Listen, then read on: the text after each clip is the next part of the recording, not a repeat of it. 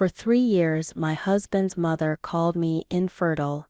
I kept my head down, paid the bills, and tried to hold the marriage together while my husband hid his phone, stayed out late, and drained our joint account with vague work costs.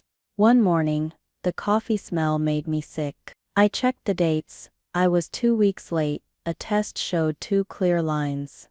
I booked a clinic across town to confirm and planned to bring home the ultrasound as my answer to every insult. But what I saw there changed everything I believed about my life. Maya Rivers had built her life through long nights and hard work. At 33, she co-owned an architecture firm that was starting to earn serious attention in Austin. Her designs filled magazines, her clients trusted her completely, and she had finally paid off her bright, modern house. She thought marriage would be her balance, a soft place to land after the chaos of deadlines and projects. Instead, it slowly became another job, one that drained her more than any client ever could. She didn't complain, but the silence inside that house felt heavier every year. Her husband, Darius, once seemed supportive. They met at a real estate event, where he talked about building homes and dreams. But now those dreams had faded. He lost his job last year and refused to take another, insisting he was starting something big. Maya carried them both, paying every bill, pretending everything was fine. She watched him scroll endlessly, on his phone, smiling at messages he never showed her. When she asked simple questions, he deflected or made her feel guilty for not trusting him. It wasn't a marriage anymore, just quiet distance under the same roof. 6 months after they married, Darius brought his mother Evelyn into their home. The excuse was that she lived alone and needed company. Maya agreed because she thought family mattered. It didn't take long for Evelyn to treat the house as her own. She criticized how Maya cooked, dressed, and worked. Every comment was wrapped in fake concern. "You work too hard," she'd say, watching Maya leave early each morning. "That's why you can't start a family." Darius never defended her. He only sat back, nodding slightly, as if agreeing in secret. That silence cut deeper than any insult. Maya tried to keep peace by avoiding arguments. She cooked dinner, smiled when spoken to, and focused on her business. But behind that calm routine, she felt smaller every day. Evelyn filled the home with reminders of her failures. She decorated with family photos that excluded Maya and replaced her framed diplomas with old pictures of Darius as a child. Whenever guests visited, Evelyn introduced herself as the woman who runs the house. Maya stood quietly in the background, realizing that her success outside meant nothing inside those walls she owned but didn't control. Money became another hidden wound. Darius often borrowed from their joint account, saying he needed it for work. At first, she believed him. Then the numbers stopped adding up. He'd withdraw large sums and never replace them. When she asked, he claimed she was micromanaging. Evelyn backed him up, saying a wife shouldn't question her husband's efforts. Maya let it go, convincing herself that trust meant not checking receipts. But deep down she knew something was wrong. Every dollar she lost felt like another piece of herself slipping quietly into someone else's pocket. Her days began before sunrise and ended after midnight. She handled clients, budgets, and employees, but her hardest task was pretending everything at home was normal. At work she smiled. At home she disappeared. Evelyn's disapproval lingered in every room, and Darius's attention was elsewhere. The man she once shared secrets with now barely looked her in the eyes. Some nights he didn't come home at all. He'd mumble about late meetings or clients, but Maya stopped asking. She wasn't sure which answer would hurt more, his lies or the truth hiding behind them. The comments about children came daily.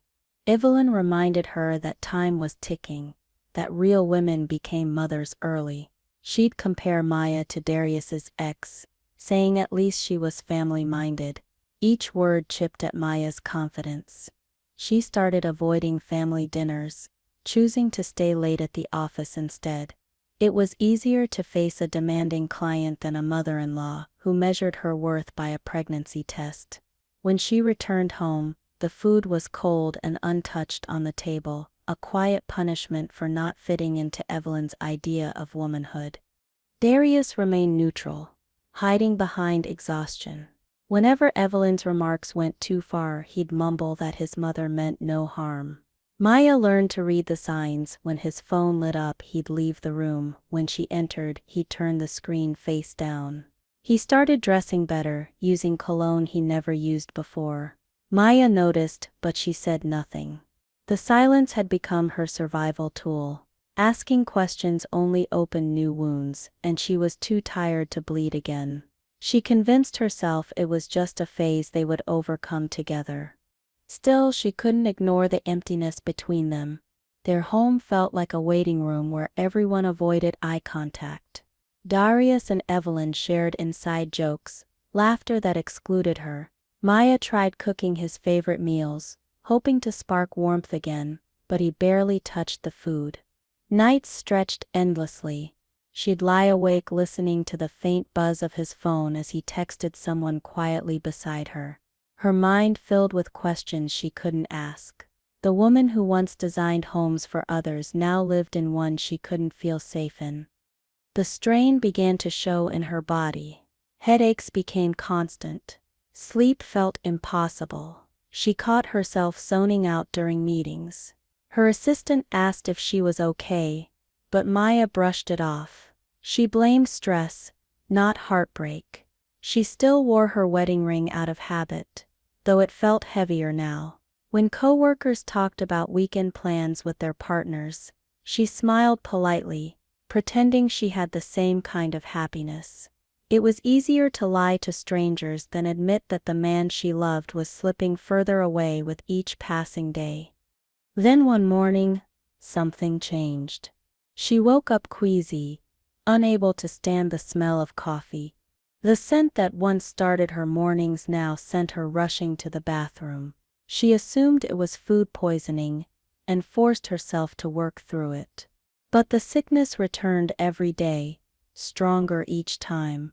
Evelyn noticed and suggested she see a doctor about her nerves. Darius didn't notice at all. He left early that morning, saying he had an urgent client meeting. Maya stayed in bed longer than usual, staring at the ceiling, wondering what her body was trying to tell her. When she finally checked her phone, the date hit her.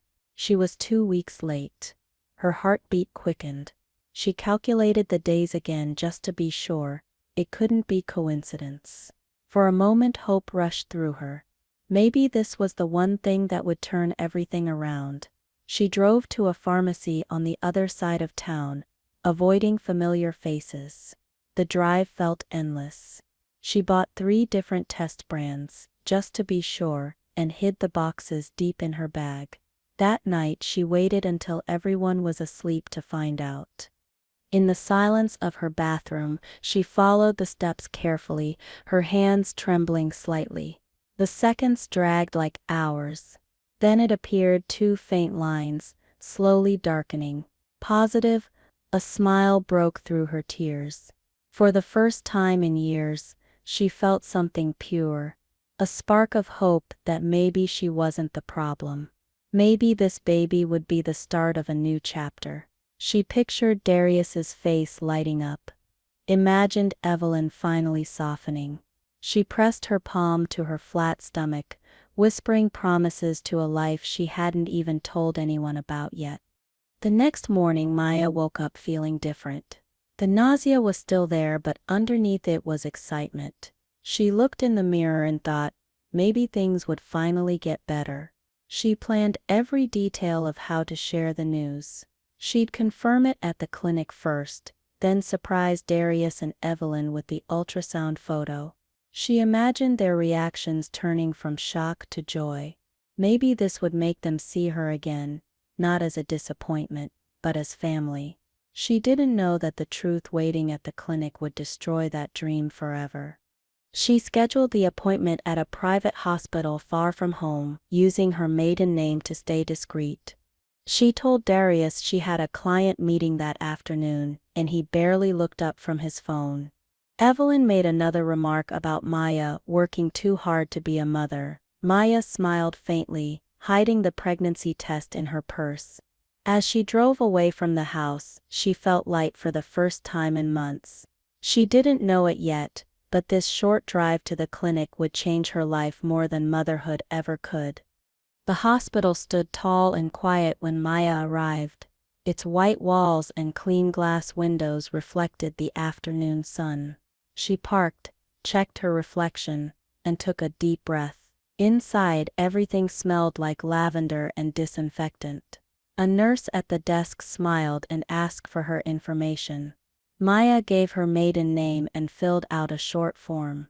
The nurse told her to wait on the third floor. Maya thanked her and walked slowly to the elevator, clutching her bag.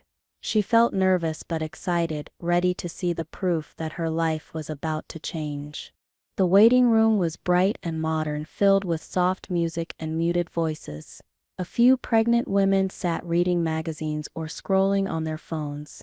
Maya chose a quiet corner near the window and sat down, her hands resting over her abdomen. She stared out at the parking lot, imagining Darius's face when she told him. Maybe this would fix everything. Maybe this baby would bring back the man she married. She smiled faintly at the thought. For the first time in years, she allowed herself to feel hopeful about the future.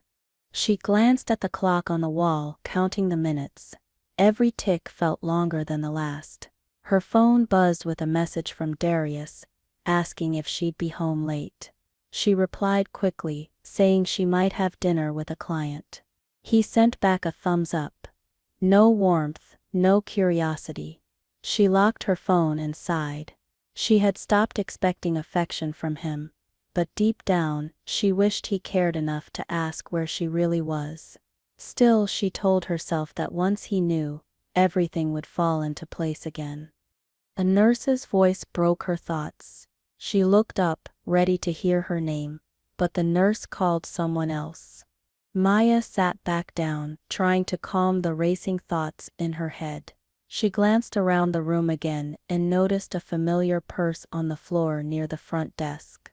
It looked exactly like Evelyn's, same tan leather, same gold clasp. Her heart sank for a second. That couldn't be possible. She leaned forward slightly, trying to see who it belonged to, but the owner was out of sight behind a wall. Maya told herself she was imagining things.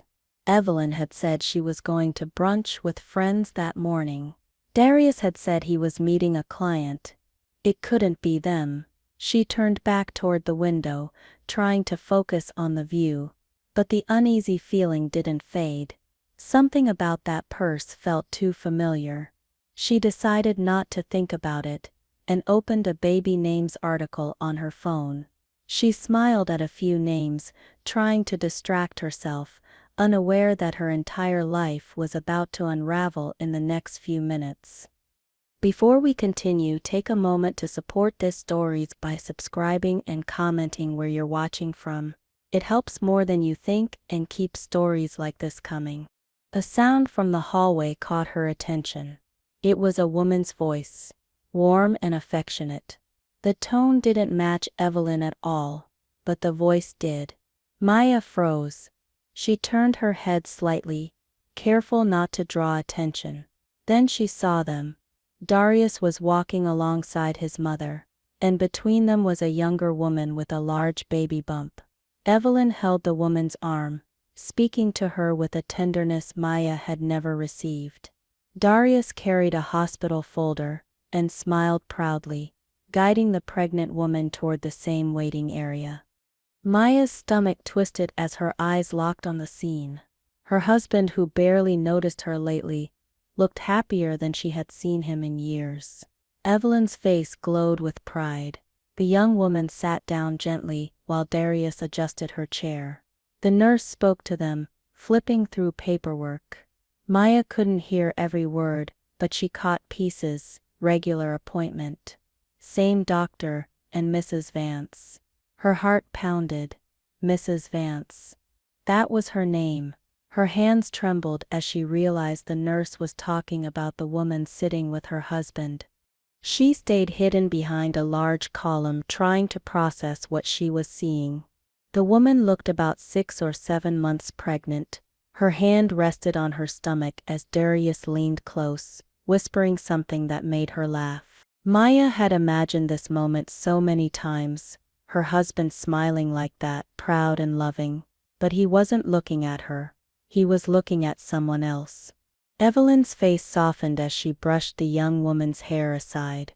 Maya watched, unable to move, as her husband kissed the other woman's hand in public.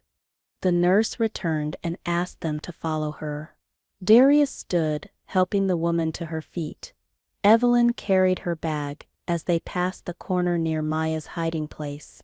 Evelyn said something that shattered her remaining hope. She called the woman my daughter, and said she couldn't wait to hold her grandson. Maya's world tilted. Grandson, the word echoed in her mind. She wanted to scream but stayed still, gripping her bag tightly. When they disappeared down the hall, she sank into the seat behind her, unable to believe what she had just witnessed. Her chest ached with confusion and rage. It wasn't only betrayal, it was humiliation.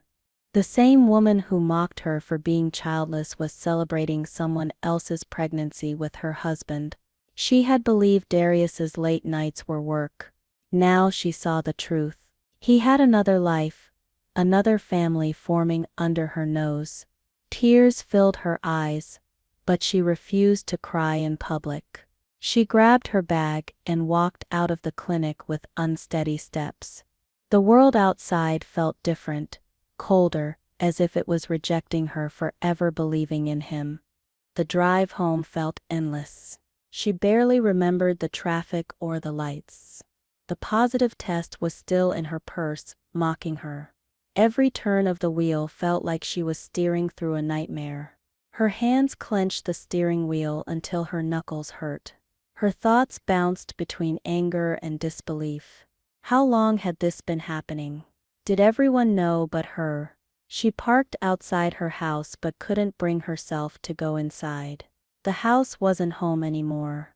It felt like the scene of a crime she hadn't realized she'd lived through. Maya sat in the car until the engine cooled. The silence pressed around her. She finally took the test out of her purse and stared at the 2 pink lines. Just hours ago it had meant hope. Now it felt like a weapon, something she could use, or something they could take. She couldn't tell Darius. Not now. If he knew she was pregnant, he'd twist it, maybe even use it to control her. The thought sickened her. She made a silent promise that this baby would be hers alone, not theirs. She leaned back, closing her eyes. The betrayal stung, but under the pain was something sharp and steady, clarity. She realized she had been living in denial for years, convincing herself things would get better. They never would. Evelyn and Darius had played her, using her money, her kindness, her silence. But she wasn't weak. She had built everything she owned from nothing once before, and she could do it again. This time she would fight smarter. She opened her eyes and knew what she had to do. Gather proof, stay quiet, and take everything back. Maya started her car and drove away from the house. She needed somewhere to think. She ended up at a quiet park by the lake where she used to go when life got too heavy. She sat on a bench and watched the water ripple. Her mind organized itself like blueprints for a new design. She listed every lie, every missing dollar, every insult. She wasn't going to confront them yet. She would let them believe she was still the same quiet, forgiving wife. That was how she would win. Through patience and planning. As the sun dipped lower, Maya took out her phone and scrolled to Marcus Hill's contact. He had been her friend in college and was now one of the most trusted lawyers in the city. She hesitated for a moment, then pressed call. Marcus answered, and his familiar voice steadied her. She told him she needed legal advice. Nothing more. They agreed to meet the next morning. When she hung up, she felt a strange calm wash over her. It wasn't peace. It was control. For the first time in years, she had it back. That night she didn't sleep. She lay in bed beside Darius, who came home late as usual. He smelled faintly of perfume. He thought she was asleep. She heard him quietly place his phone on the nightstand, screen down before slipping under the covers. Maya stared at the dark ceiling, her heart pounding with rage she couldn't show. She wanted to scream, to confront him, but she forced herself to stay still. Every secret he kept would now become her advantage. She wasn't a victim anymore. She was waiting for the right time to strike. The next morning, Maya woke early and got ready for work as if nothing had happened. Darius didn't notice anything different. He kissed his phone before leaving, not her. Evelyn watched from the kitchen, sipping tea. Maya smiled politely, greeted her, and left. The mask felt heavy, but she wore it perfectly. On her drive to the office, she thought about her plan. She would gather proof, financial records, evidence of infidelity, and control over her assets. She had spent years designing buildings. Now she would design her escape, carefully, one detail at a time. At the office, Maya locked her door and called Marcus. He answered immediately. She told him she suspected infidelity and financial misconduct. Marcus listened quietly, then said the words she needed to hear: "Stay calm, act normal, and get evidence." He promised to help her secure her property before confronting them. Maya agreed. She opened her laptop and began organizing her finances. Every transaction told a story. Money moved to accounts she didn't recognize, expenses that didn't belong. Each entry was a piece of a puzzle she hadn't seen clearly until now.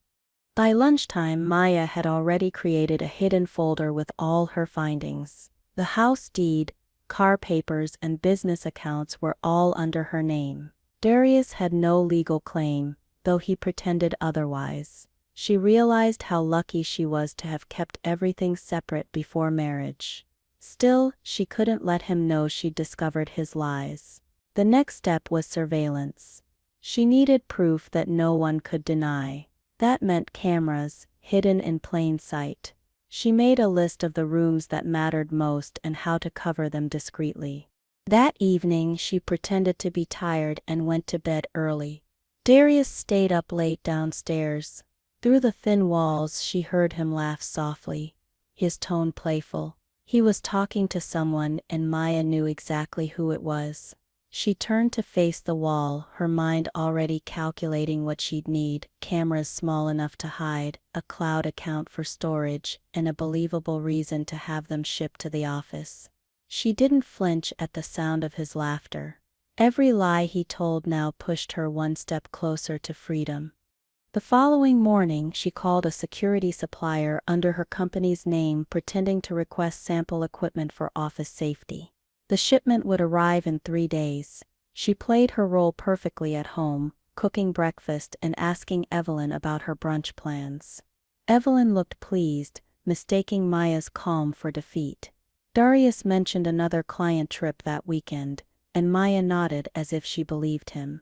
Inside, she was counting down the days. Her patience had never been her weakness. It was her weapon now, sharpened by betrayal and quiet determination. 3 days later, the package arrived at her office. Her assistant dropped it off, thinking it was standard equipment. Maya locked her door and opened it. 4 tiny cameras sat neatly inside, each no larger than a coin. She tested one using her laptop. It worked perfectly, streaming live video. She felt a rush of confidence. This was the proof she needed, the leverage she'd been missing. That evening, she returned home and acted exhausted from work stress. Evelyn rolled her eyes. Darius barely looked up. They had no idea what she was planning.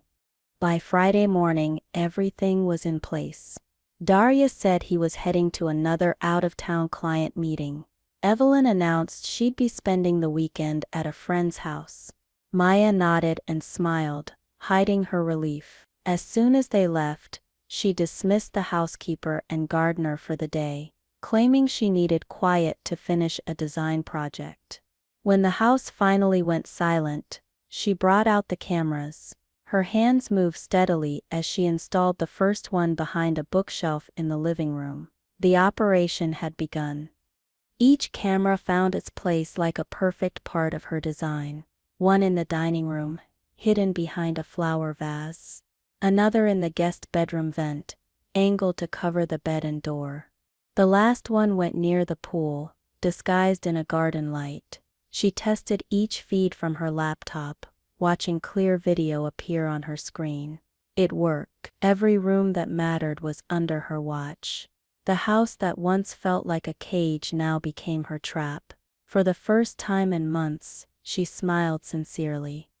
When Darius and Evelyn returned home that night, Maya acted normal. She asked about their day and mentioned her upcoming trip for a new client.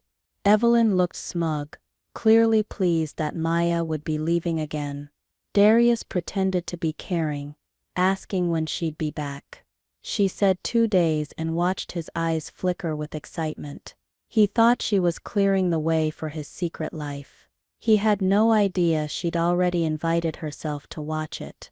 That night, Maya lay awake, staring at the ceiling, waiting for the moment her plan would unfold.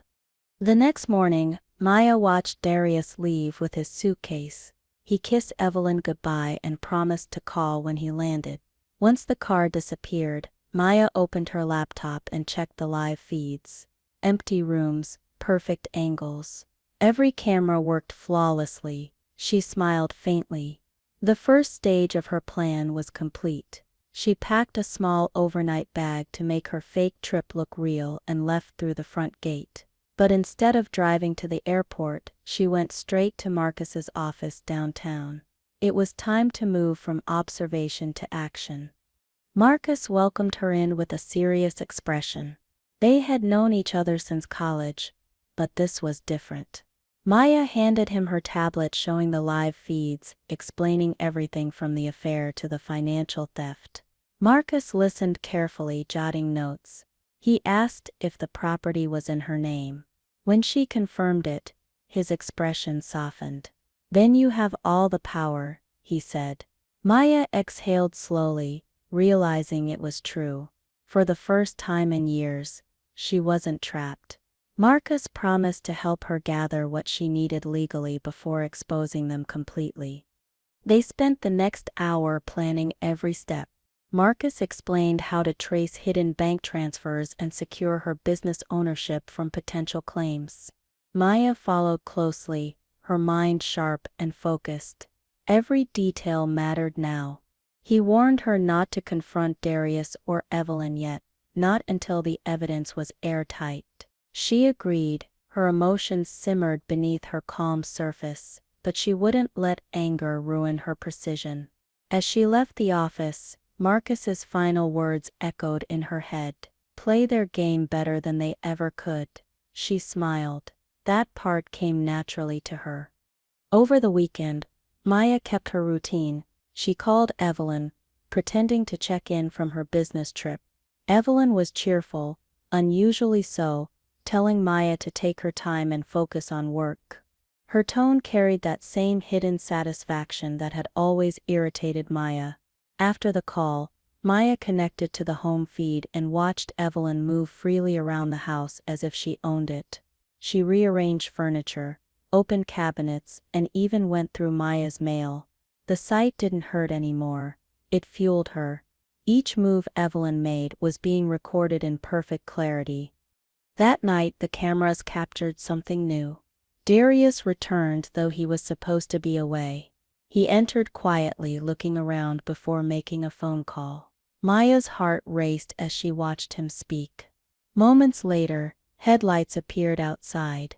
The pregnant woman walked in with a small suitcase, followed by Evelyn carrying baby clothes.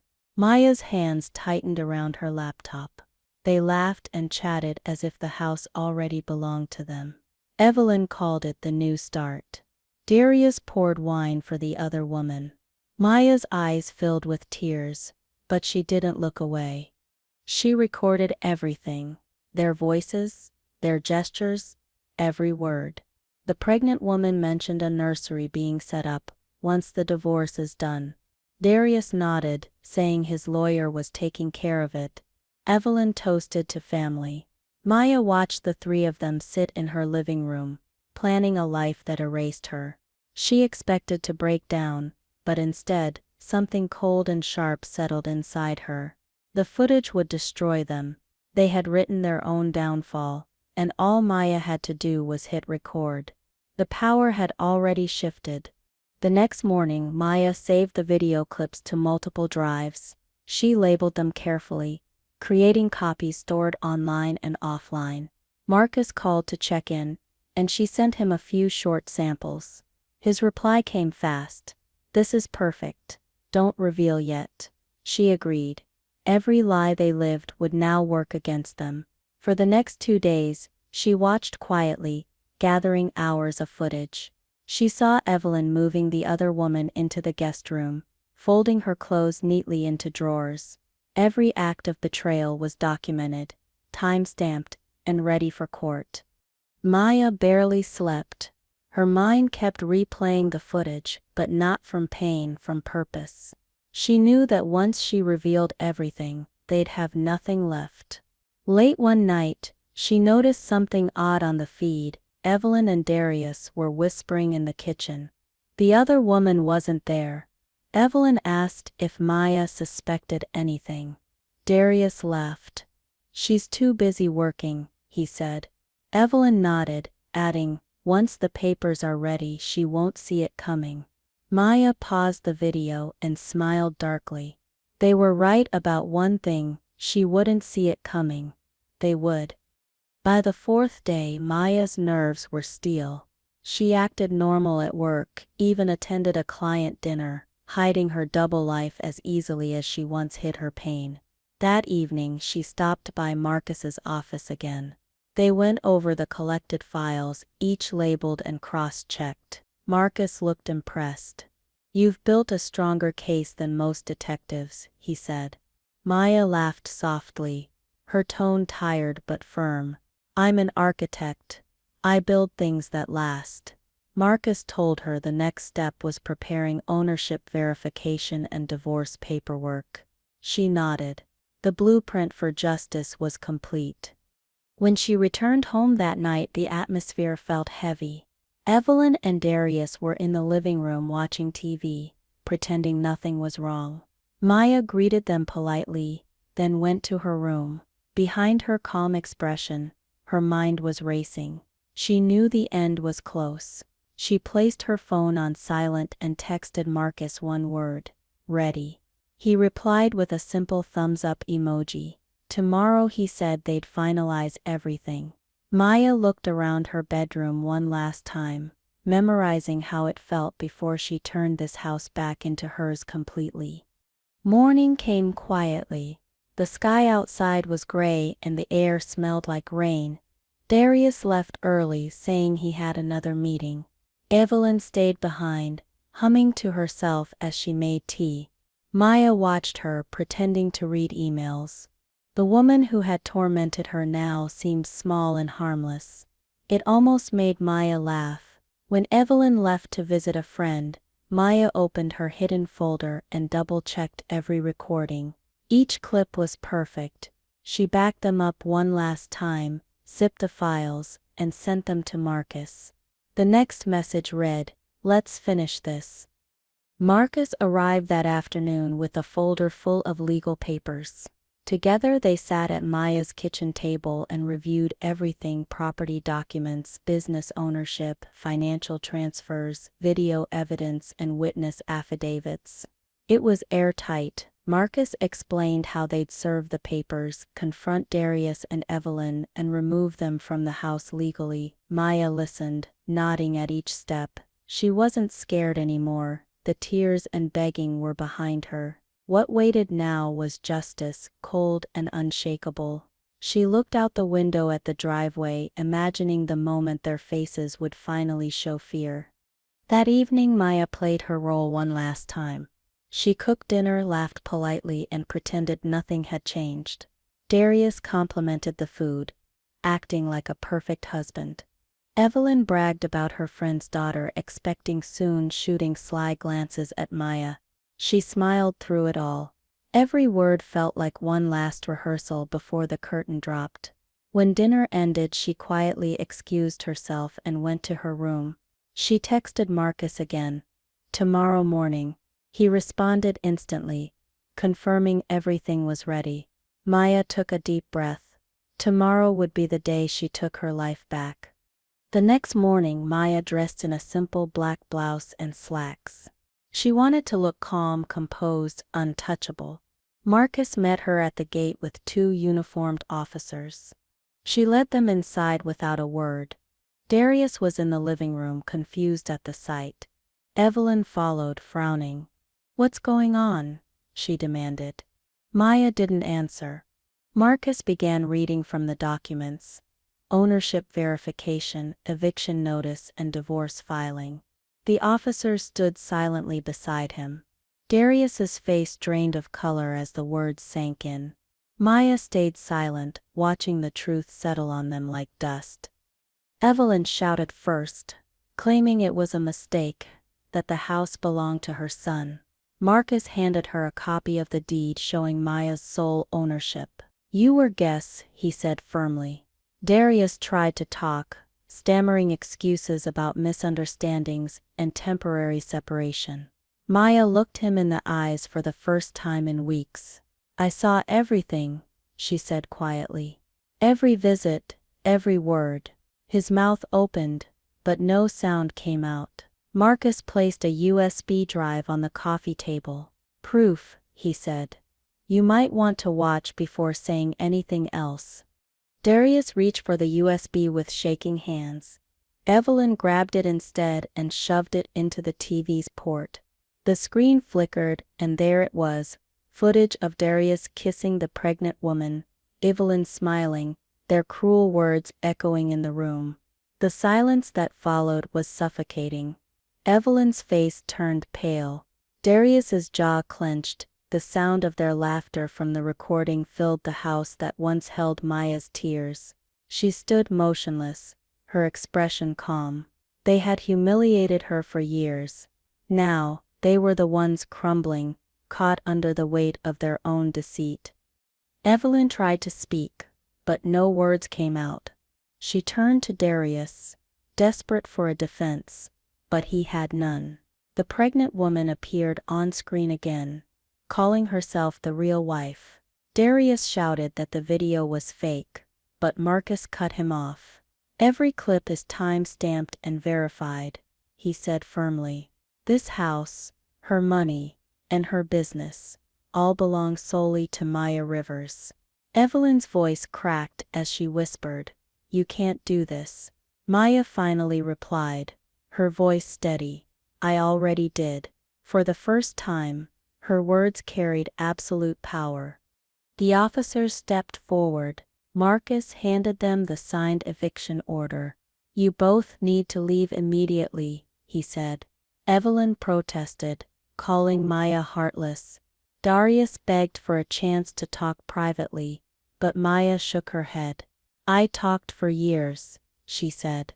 "You never listened." He lowered his gaze, realizing there was nothing left to say. As the officers guided them toward the door, Evelyn turned back, eyes full of venom. "You'll regret this," she spat. Maya didn't flinch. "I already regretted staying," she said softly. "Now I'm just correcting it." When the door shut behind them, the house fell into perfect silence. Marcus placed a comforting hand on her shoulder. "It's over," he said. Maya nodded slowly, her body trembling with relief. She walked to the window and looked outside. Darius and Evelyn stood on the curb, shouting at each other, their belongings scattered around them. The sight didn't bring her joy, it brought peace. Marcus gathered his papers, ready to leave, but Maya stopped him. "There's one more thing," she said. Her eyes were calm, but a hidden fire glimmered behind them. Something still needed to be said. She stepped outside, the officers watching quietly. Evelyn froze mid-yell as Maya approached. Darius turned, looking desperate. "Please, Maya," he started, but she raised her hand to silence him. "I'm not barren," she said evenly. "I'm 8 weeks pregnant." The words hit them like a blow. Evelyn's face twisted from shock to greed. "Our grandchild?" she asked quickly, stepping forward. Maya took a step back. "My child," she corrected. "And you'll never see him." Evelyn's expression hardened again. Maya turned to walk back inside, closing the gate slowly as their voices echoed uselessly behind her. Inside the house, the air felt lighter. Maya leaned against the door, exhaling deeply. She wasn't crying, not anymore. The silence felt different now. It belonged to her. Marcus smiled slightly, proud of her composure. "You handled that perfectly," he said. Maya nodded. "I learned from the best," she replied, her voice steady. He promised to file the final paperwork by morning. She thanked him, and when he left, she walked through the rooms, touching the furniture, the walls, every part of the house that had once felt hostile. It finally felt like home again. That night she packed up the guest room, the one they had used for the pregnant woman. She boxed every item and left them outside by the trash bins. The nursery they had planned would never exist in this house. Instead, she opened the door to the spare room beside her own and looked around. The walls were plain, the air still. She smiled softly and whispered, "This will be yours," to the life growing inside her. It was no longer a house built on lies. It was a home rebuilt on strength and truth. In the weeks that followed, Darius tried calling her multiple times, leaving voicemails filled with apologies. She didn't listen. Marcus advised her to block his number and let everything go through legal channels. She agreed. Evelyn sent a letter begging for forgiveness, claiming she was misled. Maya tore it in half and threw it away. She didn't need revenge anymore. The victory wasn't in their pain, it was in her peace. Each morning she woke up to quiet sunlight, no insults, no tension, just freedom. The calm she had fought for was finally hers. Maya's business grew faster than ever. Word spread about her new projects, and investors wanted to work with her firm. She focused on her designs, pouring her emotions into structures that symbolized resilience. Her employees noticed the change. She smiled more, worked with calm precision, and left on time each day. No more late nights escaping home. She had balance again. The life she had once dreamed of was no longer tied to anyone else's approval. She realized success was never the reward for endurance, it was what waited when she finally chose herself. Months later, her baby boy was born, a quiet, healthy child with her eyes. She named him Noah, meaning rest, because that's what he brought her. Holding him for the first time erased the last trace of her old pain. The house that had witnessed betrayal now echoed with laughter and soft cries. When she walked through its halls at night, she felt peace, not ghosts. Darius and Evelyn were gone, just lessons from a past life. She didn't rebuild for revenge, she rebuilt for her child, and in doing so she rebuilt herself. As months passed, Maya settled into her new rhythm.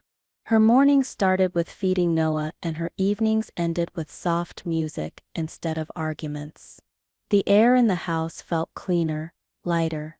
Sometimes when she passed a mirror she barely recognized herself. Stronger, calmer, untouched by the chaos that once ruled her life. People often asked how she managed so much alone, but Maya didn't see it that way. She wasn't alone anymore. She had peace, her son, and the quiet satisfaction of having taken back everything that was stolen from her. Darius's name came up only once more, through a letter from his lawyer trying to claim part of her property. Marcus handled it swiftly, submitting the recordings, documents, and financial records that proved Maya's ownership. The case was dismissed before it even reached court. Darius tried to reach her again after that, but his calls never made it through. Maya had built walls stronger than any courtroom could break. For her, the victory wasn't about defeating him in legal papers. It was watching her child sleep peacefully, knowing the house would never echo with lies again. Evelyn, stripped of the comfort she once flaunted, moved in with a relative 2 towns over. Occasionally Maya heard through neighbors that Evelyn blamed everyone but herself. It didn't matter. Maya had learned that some people never see their own reflection clearly. What mattered now was that her child would never hear Evelyn's voice, never feel the weight of her words. The same walls that once confined Maya now protected her son. Sometimes when she tucked him in, she whispered a quiet promise that he would grow up surrounded by love, not judgment. Work became her anchor again. Every project she took on carried a piece of her journey. She designed homes that felt warm, safe, and filled with natural light. Clients said her work felt alive, as if she built emotions into the walls.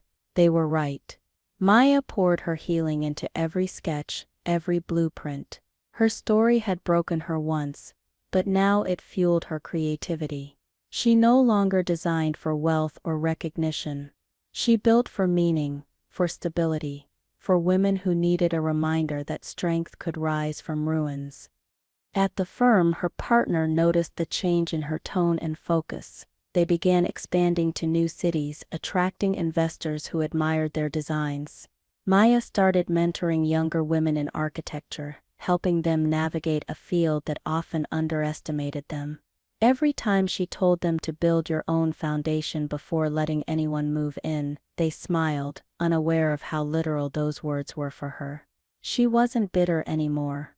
Her past had taught her something far more valuable. Peace was the most powerful form of revenge, and she intended to live in it fully.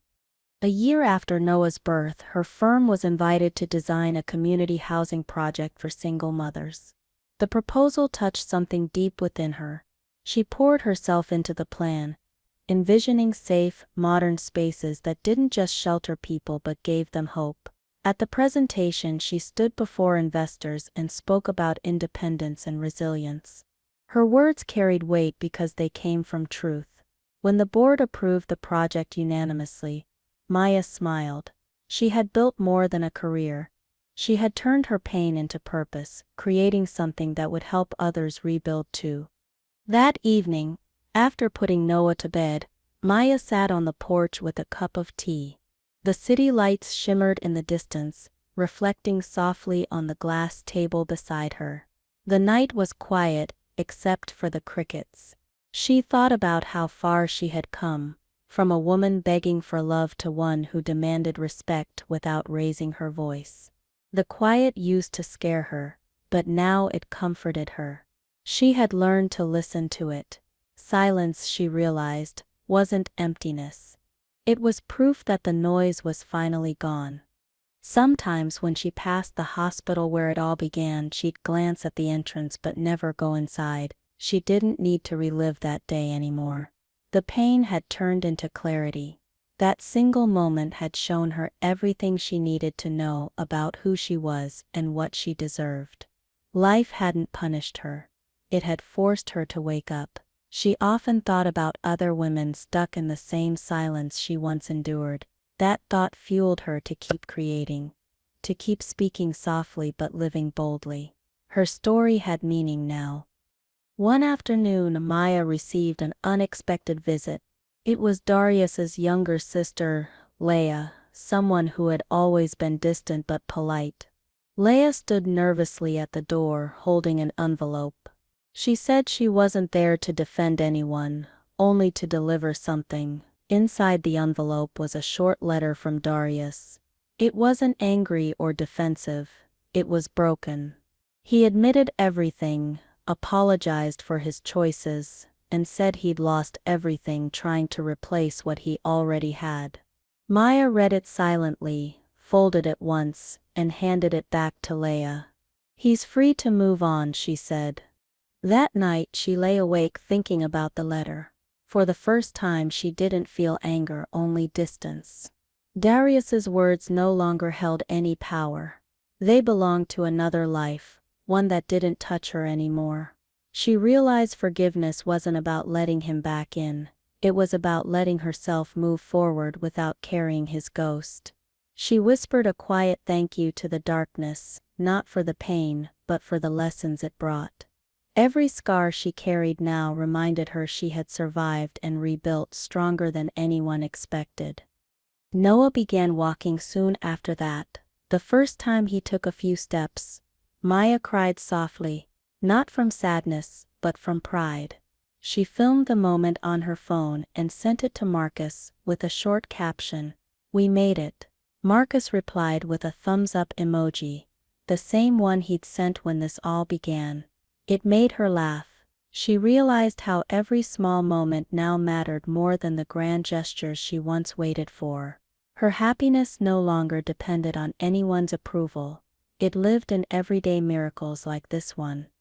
As the years went by, her firm expanded nationally. Magazines called her the Rebuilder, featuring her as a voice for women architects. During interviews, she never mentioned Darius or Evelyn. She spoke about self-worth, resilience, and balance. Her story was written in every design she created. Sometimes, journalists asked where she drew her strength from. Maya always gave the same answer: from losing everything I thought I needed, and realizing I already had myself. The world saw success, but she saw peace. That was her true reward. She had rebuilt her life from ashes. On the anniversary of her divorce, Maya visited the lake where she had once sat in tears. It was quiet now, the water reflecting the sunset like gold. She sat on the same bench, holding Noah on her lap. He pointed at ducks in the distance, laughing. Maya smiled and whispered, "This is what healing looks like." She thought about how that same place had once felt like an ending. Now it felt like a beginning. Life hadn't gone as she planned, but somehow, it had become exactly what she needed. The pain had shaped her peace. That evening she received a call from Marcus. He told her about a new charity project in her area, free housing for women escaping abusive homes. They needed architects to volunteer. Maya didn't hesitate. She agreed instantly. She wanted to help others find their own way out of darkness. It wasn't just a project, it was personal. Every design she drew for that initiative carried a hidden message: strength, safety, and renewal. She had turned her heartbreak into a blueprint for others to rebuild from, one foundation at a time. It was her quiet revolution. At the charity's groundbreaking ceremony, Maya stood on stage beside other volunteers. Cameras flashed, people clapped, and speeches filled the air. When it was her turn to speak, she looked at the crowd and said, "A house isn't walls and floors, it's safety, trust, and peace. Every woman deserves that." The applause was thunderous. She stepped back, holding her hard hat against her chest, feeling Noah's small hand tug her sleeve from the audience. Her story had come full circle. She wasn't rebuilding her old life anymore. She was building new beginnings for countless others. Later that night she sat on the floor of her living room, surrounded by toy blocks and sketches. Noah played nearby, babbling softly. The room glowed with warm light, the kind she used to imagine when she designed dream homes. She thought about how far she'd come since the day she saw Darius at that clinic. That moment had nearly destroyed her, but now it felt like a distant memory. The woman she had become owed everything to the one who refused to break. She smiled and whispered, "We're finally safe, baby. We're finally home." Months later, she was invited to a national architecture conference to give a keynote speech about women in leadership. Standing before hundreds, she spoke honestly about loss, independence, and self-discovery. She didn't tell her full story, but everyone in the room felt its weight. Her closing words stayed with them. Sometimes the foundation has to crack before the structure can truly stand. The crowd erupted in applause. Maya walked off stage with quiet pride, knowing her pain had become purpose. She no longer carried her past, she used it to build her legacy. After the conference, she returned home late and found Noah asleep on the couch, a crayon still in his hand. Beside him lay a messy drawing, two stick figures holding hands in front of a house. On top he'd scribbled the words, "Mom and me." Tears welled in her eyes. She picked him up gently and whispered, "That's all we need." She placed the drawing on the fridge. It wasn't perfect, but it was real. For Maya, it symbolized everything she'd ever wanted: love, stability, and peace that couldn't be stolen or faked again. Life settled into simple joys. Weekends at the park, bedtime stories, coffee in the morning sunlight. Sometimes she still woke up expecting the old tension, but it never came. Her home remained quiet and steady. Friends often asked how she managed to forgive what happened. She always said forgiveness wasn't a gift to them, it was freedom for herself.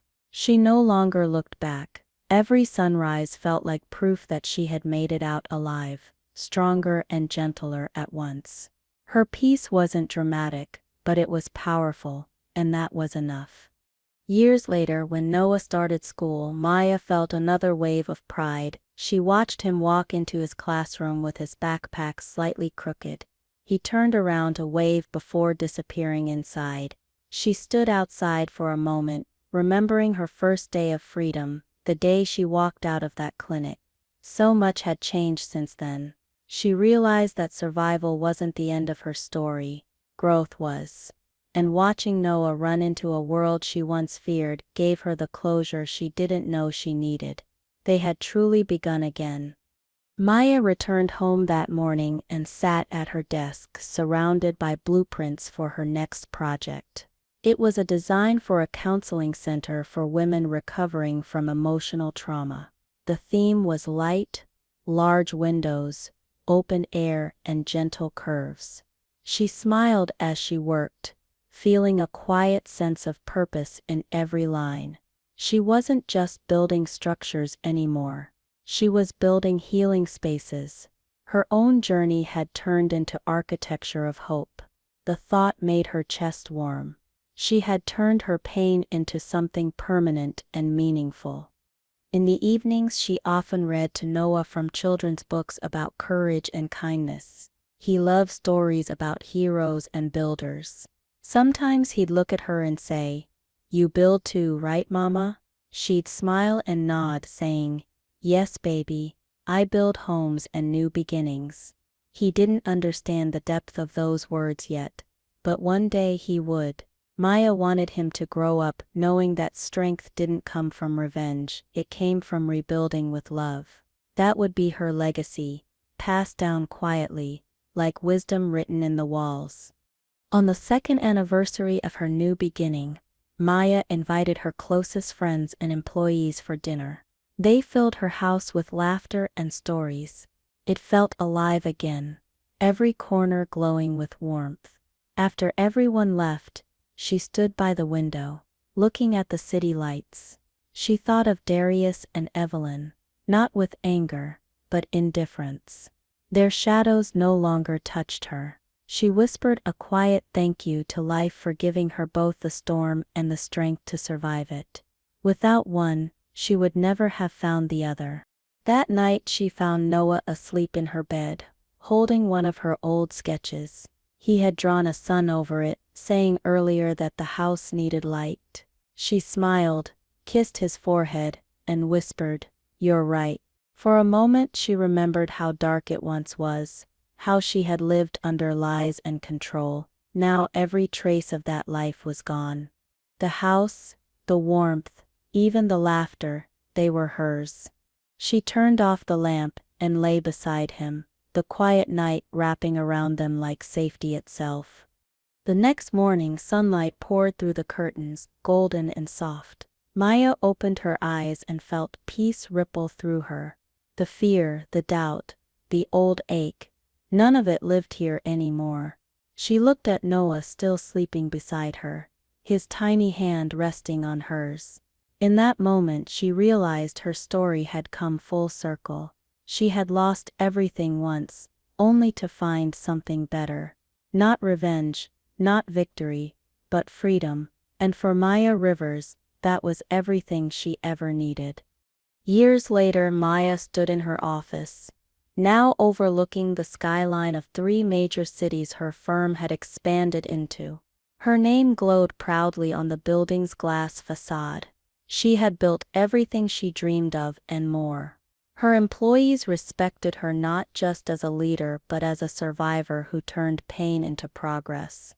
She rarely spoke about her past anymore, yet her calm authority carried its weight. Each decision she made came from hard-won wisdom. She wasn't chasing success now, she was protecting peace, and that made her stronger than ever before. That afternoon, Marcus visited her office with coffee and a warm smile. They had stayed close friends through the years. "You've come a long way," he said, glancing at her awards on the wall. Maya laughed softly. "Feels like another lifetime," she replied. Marcus nodded. "It was. You built a new one." They talked about life, her son, and their old memories from college. As Marcus left, he turned back and said, "You know, you taught me something back then. Revenge fades, but rebuilding lasts." Maya smiled, realizing he was right. She had chosen the lasting path. That evening, Maya walked through the neighborhood with Noah, now 7. He held her hand, asking endless questions about the stars above. They stopped for ice cream at a corner shop, laughing when his cone melted too fast. Simple moments like these reminded her what real happiness looked like, uncomplicated and pure. People who passed by often assumed she was just another working mother, but if they knew her story, they'd understand the depth behind her calm smile. Every small joy she now had was built on the ashes of something she once thought would destroy her. As they walked home, Maya noticed a car parked down the street. The headlights dimmed as she approached. For a moment her heart raced, old instincts flickered, but she stayed calm. When the door opened, she saw Darius step out, older, thinner, his expression uncertain. Noah gripped her hand, sensing the tension. Darius spoke softly. "Maya, I just wanted to see you, to say I'm sorry." His voice trembled. She looked at him, unflinching.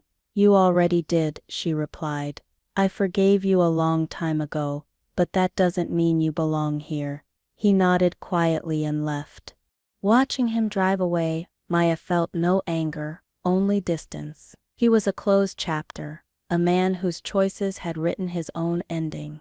Noah asked who that man was, and she answered simply, "Someone from before we found our peace." He seemed satisfied and went back to talking about his favorite book. That moment told Maya everything she needed to know. Her son's world would never be shaped by betrayal or bitterness. She had broken the cycle. The past no longer defined her or the home she had rebuilt with care and courage. That night she sat by her window, the city lights twinkling outside. She thought about the younger version of herself, the one who had waited in that clinic, believing love would fix everything. If she could speak to that woman now, she'd tell her that strength doesn't come from being loved by someone else. It comes from loving yourself enough to walk away. Maya had finally learned that lesson, and it had rewritten her entire life. Every scar had become a map guiding her to this peace she now lived in every single day. Months later, she was invited to speak at a women's empowerment conference. The organizers introduced her as an architect who builds not just structures but strength. Standing on stage, Maya shared her story carefully, leaving out names but keeping the truth. The audience hung on every word. "Sometimes," she said, "life forces you to break your own heart so you can rebuild it properly." The applause was loud, but Maya didn't need it.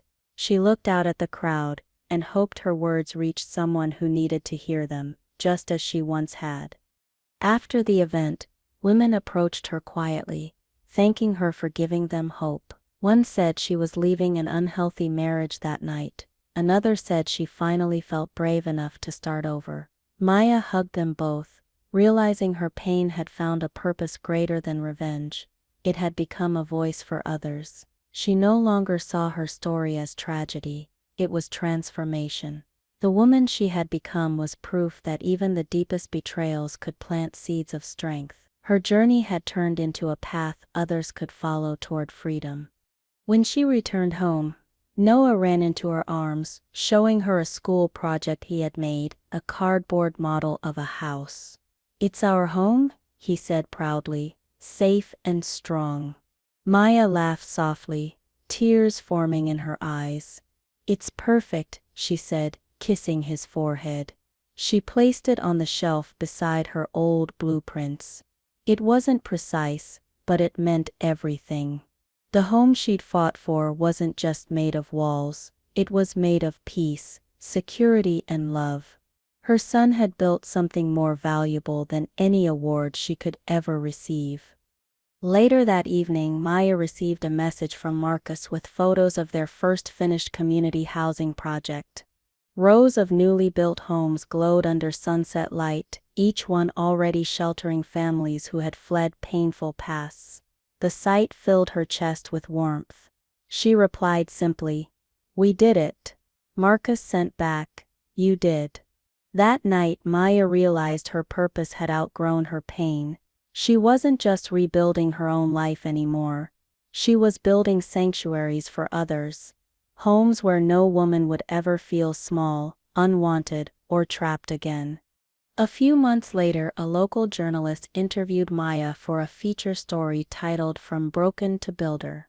The article went viral and people from around the country reached out to thank her for her honesty. She didn't seek attention, but she welcomed the opportunity to inspire. The journalist asked if she believed in second chances. Maya smiled and said, "Always, but not for the people who broke you. For the person you become after." The line struck a chord and was shared thousands of times. It became the quote most people remembered her for. Her firm started receiving letters from young women studying architecture who said her story gave them courage. Maya made it a policy to personally reply to each one. She wanted them to know they weren't alone, that strength could be quiet and steady. One letter, though, stood out. It came from a woman who had been in the same hospital where Maya discovered her husband's affair. She wrote, "Your story stopped me from giving up."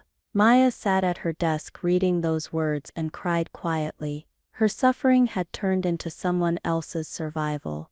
When Noah turned 10, they celebrated with a small backyard party.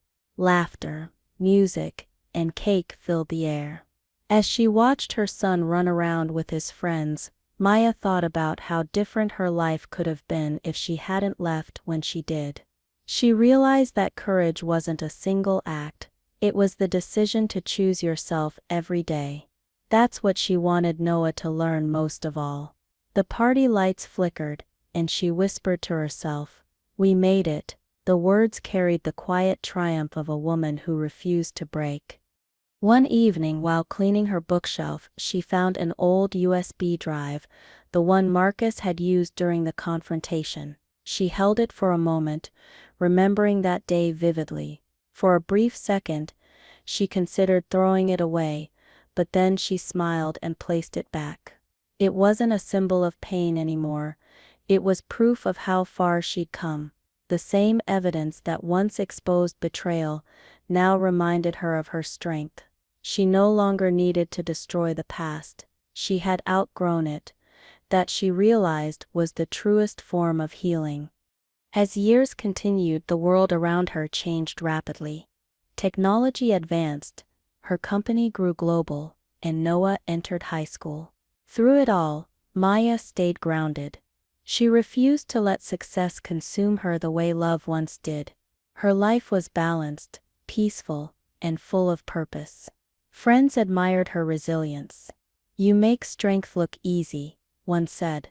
Maya smiled and replied, "It's not easy, it's earned." She still woke early, brewed her own coffee, and looked out the same window each morning, grateful that her peace had outlasted everything that tried to take it. One afternoon, while reviewing designs at the office, she received a message from a law firm. It was about Darius. He had passed away in a small town from heart failure. There was no estate, no money, just a note requesting she be informed.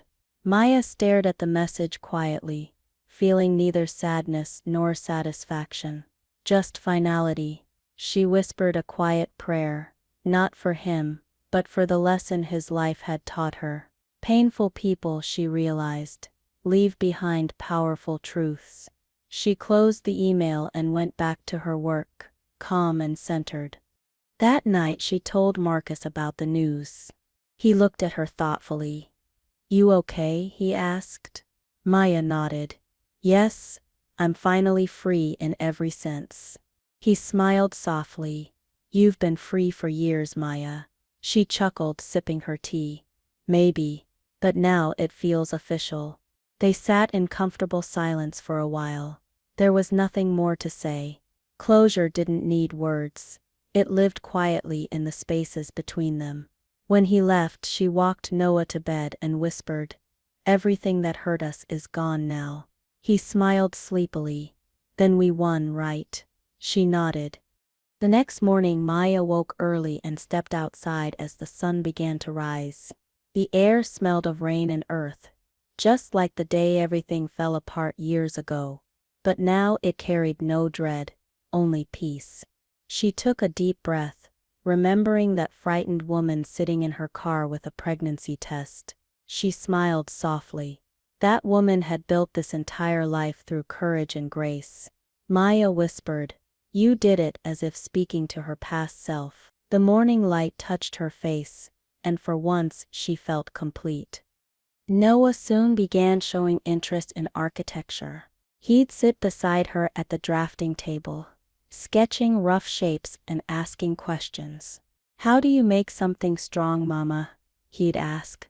Maya would smile and say, "You start with a solid foundation."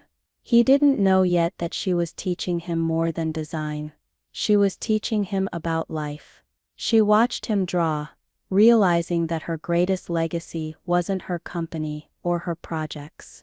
It was the wisdom she passed down, the strength she modeled without bitterness, and the home she built through love. Years later, when Noah got accepted into an architecture program, Maya cried quietly. He hugged her, laughing. "You're acting like I won a medal," he teased. She smiled. "You did. You're building your own future." Watching him grow, she saw reflections of herself, not the broken woman from years ago, but the resilient one she had become. Life had come full circle in the most peaceful way. Her son carried her strength forward, and that, she knew, was the greatest victory of all. She had turned her scars into his wings. On a calm Sunday morning, Maya received a letter from one of the women living in her charity housing project. The woman thanked her for creating a place that gave her and her child safety after years of fear. She ended with the words, "You didn't just build houses, you built hope." Maya folded the letter carefully, tears filling her eyes. She realized that everything she'd gone through had led to this, to being the reason someone else could start again. That, more than success or revenge, was what made all the pain worth it. That night, Maya framed the letter and hung it in her hallway beside Noah's childhood drawings. Each frame told a story: growth, forgiveness, healing. As she stood there, she thought about how her house had once been filled with anger and manipulation. Now it radiated warmth. She had rebuilt every inch of it, not just physically but spiritually. Every color, every sound, every scent was chosen for peace. It wasn't about erasing the past, it was about transforming it into something beautiful. Her home finally reflected who she truly was: strong, calm, and free. The older Maya got, the more she valued simplicity. She no longer needed to prove herself to anyone. She had built her peace, raised her son, and helped others rise from their pain. That was enough. When people called her an inspiration, she smiled but never boasted. She knew what it took to stand back up after being broken: quiet strength, endless patience, and forgiveness. Her life was proof that tragedy didn't have to define a person. It could refine them, shaping them into someone wiser and more grounded than before. One evening she sat by the fireplace with Noah, now grown and working on his own projects. He showed her sketches of his designs and she felt immense pride. "You taught me everything," he said. She shook her head. "No, I just showed you how to rebuild." They both laughed softly. The fire crackled, reflecting in her calm eyes. Life had come full circle again, mother and son, both builders, both survivors in their own ways.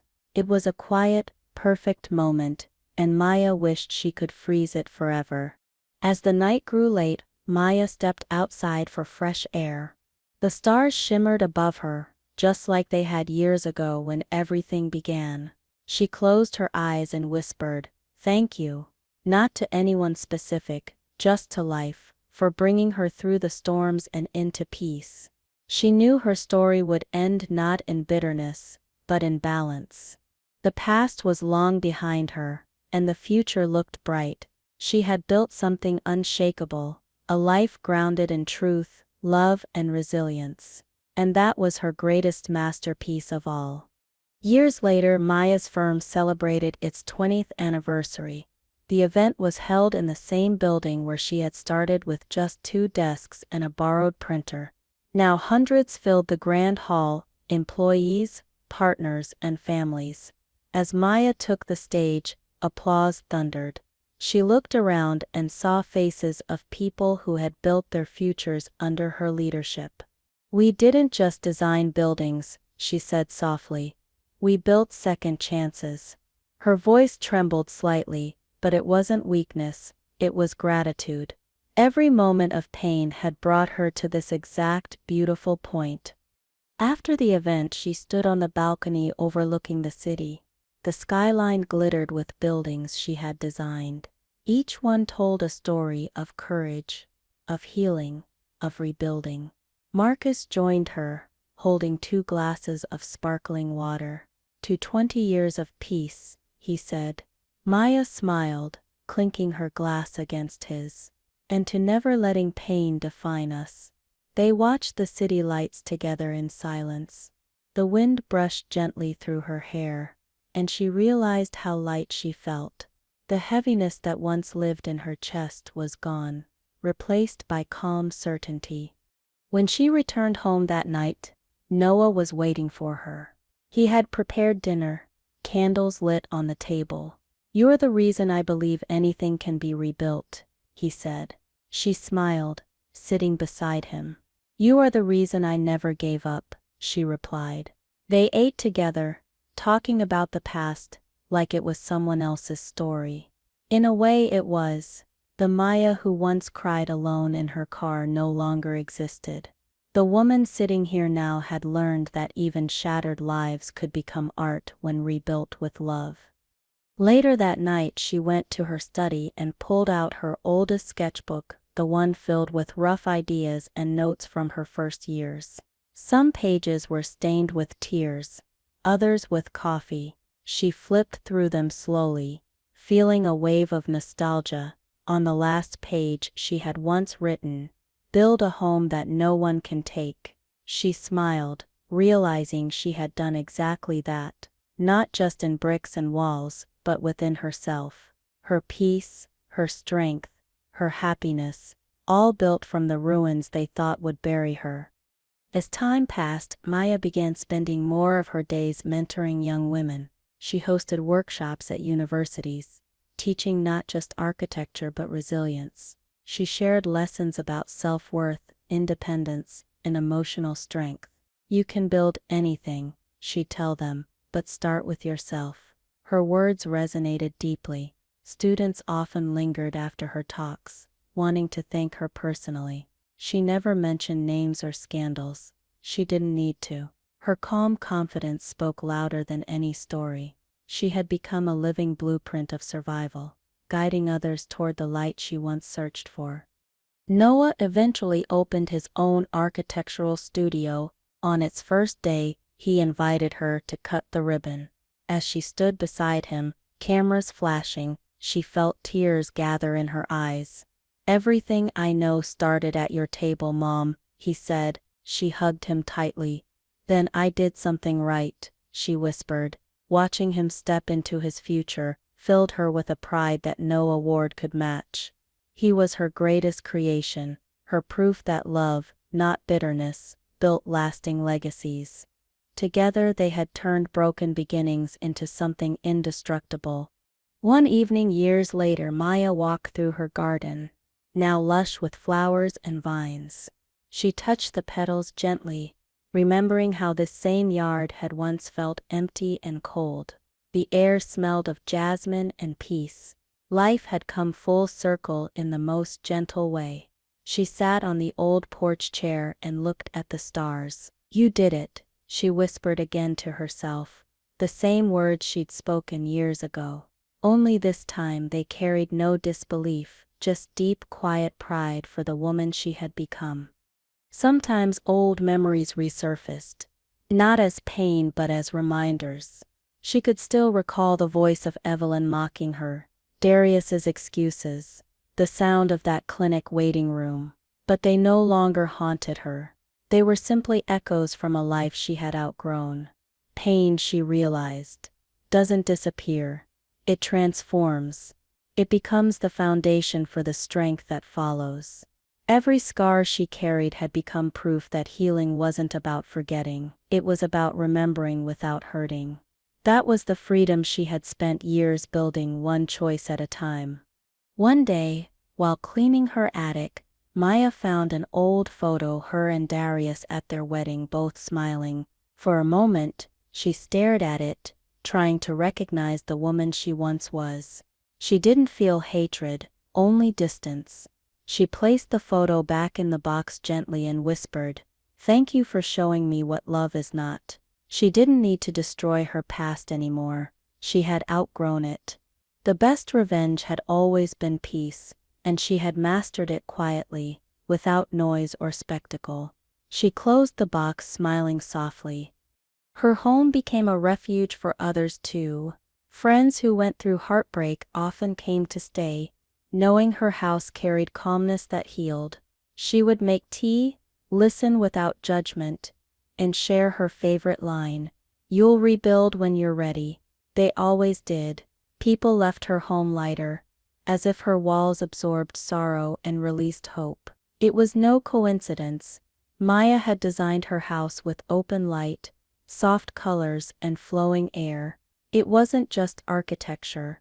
It was therapy written in wood, stone, and sunlight, a home that healed hearts. In her later years, she began writing. At first they were just journal entries, reflections on resilience, lessons learned. But soon they became essays, then a manuscript. The process felt natural, almost therapeutic. When the book was published, it was titled The Blueprint of Peace.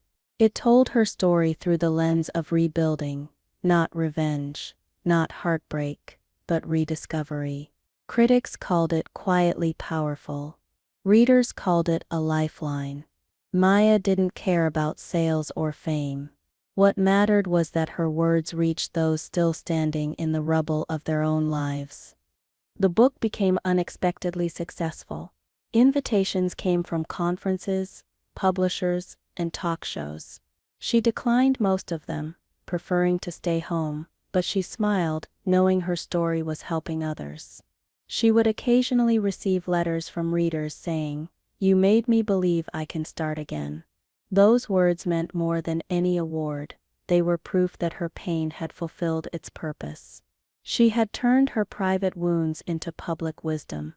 That, she realized, was the truest kind of healing, when what once broke you becomes the bridge for someone else's hope. One autumn afternoon, as golden leaves drifted across her yard, Maya sat on the porch with a warm blanket and tea. She watched Noah play with his own daughter, her tiny laughter echoing in the air. The sound made her eyes glisten.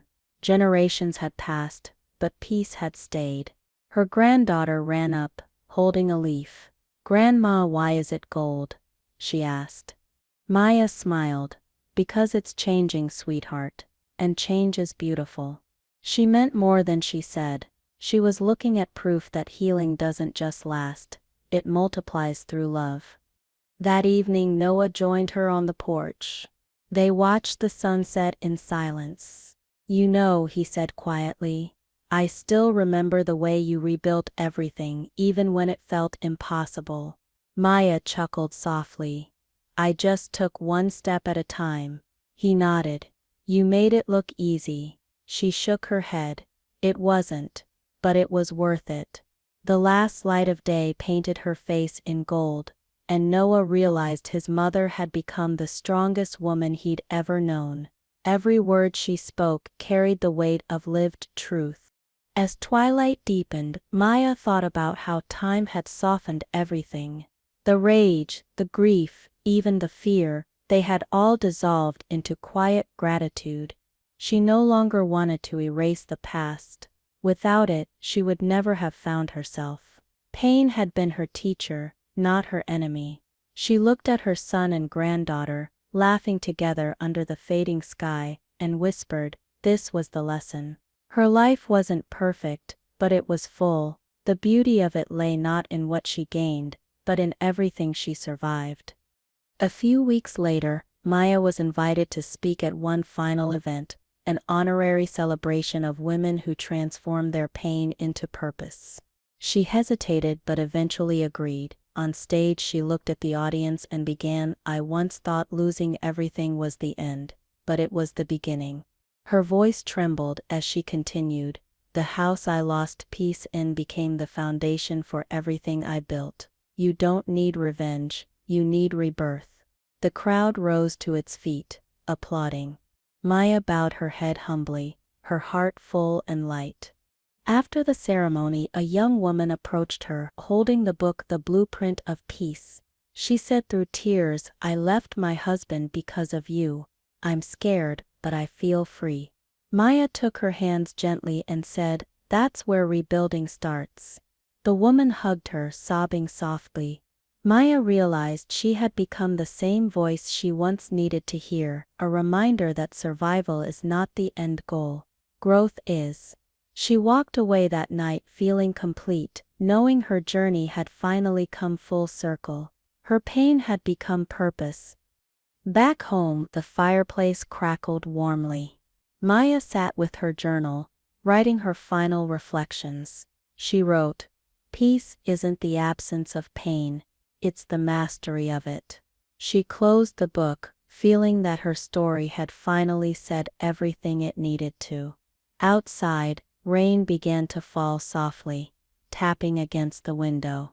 She loved that sound. It used to frighten her once. Now it soothed her. It reminded her that storms could cleanse, not just destroy. Every drop that felt like a quiet blessing over a life rebuilt with grace. That night she dreamed of her younger self again, standing outside the clinic, holding the ultrasound photo, trembling with confusion and heartbreak. But in the dream, the younger Maya looked up and saw her older self smiling back, peaceful and unbroken. The two of them nodded at each other, silently understanding.